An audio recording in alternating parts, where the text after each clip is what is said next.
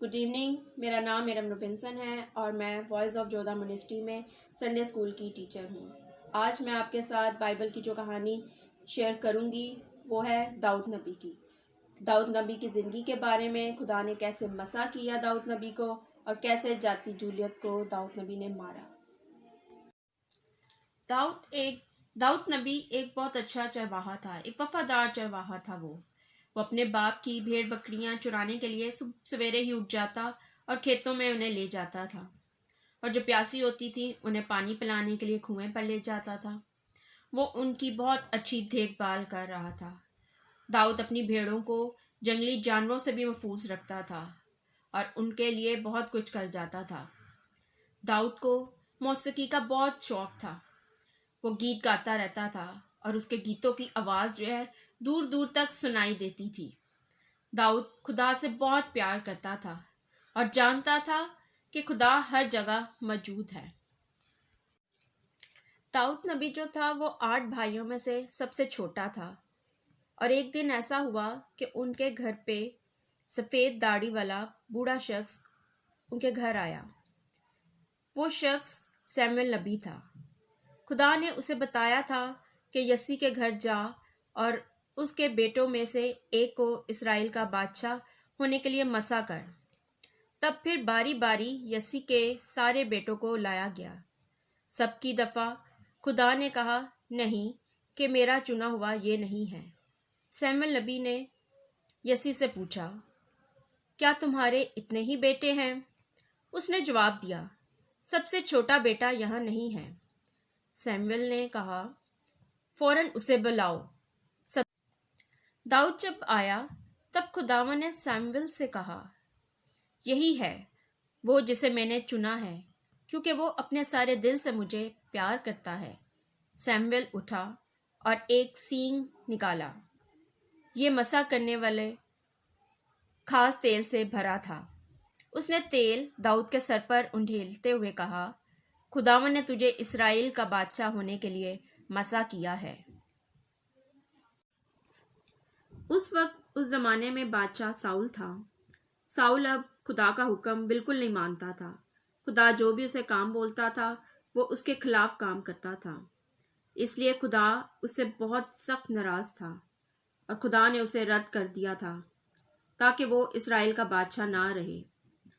खुदा के खादम सैमुअल नबी ने साउल को बता दिया था कि अब वो ज़्यादा देर तक बादशाह नहीं रहेगा।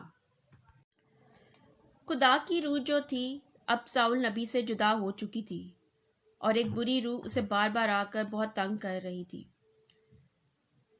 जो उसको गुस्सा और बेचैन कर देती थी। साउल बादशाह ने अपने नौकरों को बुलाया और बोला कि मेरे लिए एक अच्छा बजाने वाला ढूंढ कर लाओ। तब नौकर दाऊद को साउल बादशाह के पास ले आए। साउल जब भी बेचैन और गुस्से में आता तब दाऊद अपने गीतों को बजाता, जिससे वो बुरी रूह उससे दूर हो जाती और उसका गुस्सा और बेचैनी उससे दूर हो जाती। साउल नबी को ये बिल्कुल नहीं पता था कि दाऊद जो है वो मसा किया हुआ है। और उस वक्त ऐसा हुआ कि साउल और उसकी फौज दूसरी कौम के साथ जंग कर रही थी, और 40 दिन तक एक देव हैकल आदमी मैदान जंग में आता और बनी इसराइल की तौहीन करता। वो चिल्ला चिल्ला कर बनी इसराइल से कहता कि वो कोई आदमी भेजे जो उसके साथ लड़ाई करे। बनी इसराइल उस देव हैकल जाती जूलियत से बहुत ज़्यादा खौफजदा थे। एक दिन दाऊद मैदान जंग में अपने बड़े भाइयों के लिए खाना लेकर गया था। जब उसने सुना कि जाती जूलियत लोगों का मजाक उड़ा रहा है, दाऊद ने साउल के पास जाकर कहा कि वो उसे जाती जूलियत से लड़ाई के लिए भेजे। साउल बादशाह ने उससे कहा, तुम सिर्फ एक नौजवान चरवाहे हो, तुम कैसे लड़ सकते हो? दाऊद ने बादशाह से बोला, खुदा मेरी मदद करेगा।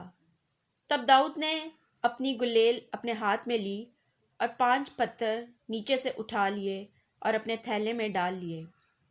जाती जूलियत दाऊद को देखकर मजाक उड़ाने लगा, क्योंकि दाऊद اس سے عمر اور قد میں بہت چھوٹا تھا۔ اس سے پہلے کہ وہ داؤد پر وار کرتا، داؤد نے جلدی سے اپنی گلیل نکالی اور اس میں پتھر رکھ کر اس کے ماتھے پر مار دیا۔ پتھر جو ہے وہ اس کے ماتھے کے اندر گھس گیا اور وہ زمین پر گر گیا، اور داؤد نے اس ہی کی تلوار سے اسے قتل کر دیا۔ اس کہانی سے ہمیں یہ سیکھنے کو ملتا ہے کہ جب ہم خدا کے ساتھ وفادار ہوتے ہیں، خدا کے ساتھ چلتے ہیں، تو کوئی بھی مشکل ہو، بڑے سے بڑا پہاڑ ہو، وہ ہمارے سامنے ٹک نہیں سکتا، اور وہ ہمیں ہر لحاظ سے ہر موڑ پہ فتح دلاتا ہے۔ اور خدا کا کلام کہتا ہے کہ جو مجھے طاقت بخشتا ہے اس میں میں سب کچھ کر سکتا ہوں، کوئی بھی چیز میرے لیے بڑی نہیں ہے۔ God bless you.